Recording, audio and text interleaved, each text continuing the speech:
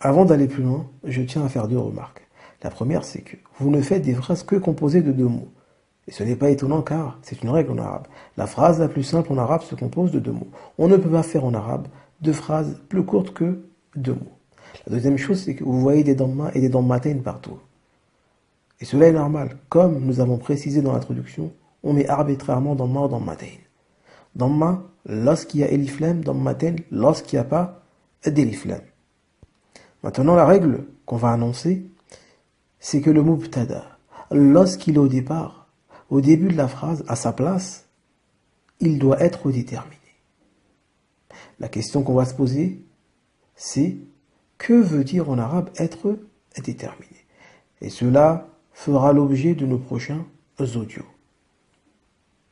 On va juste clôturer cet audio-là par hal, la question.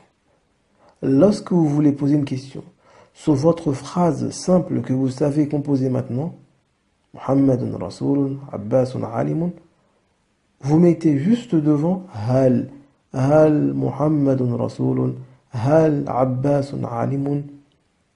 Donc est-ce que Muhammad est un messager? Est-ce que Abbas est un savant? Et hal ne sert qu'à interroger sur la véracité de la phrase. Est-ce que c'est vrai que Muhammad est messager? Est-ce que c'est vrai que Abbas est un savant? Donc la réponse sera en arabe forcément Na'am ou la.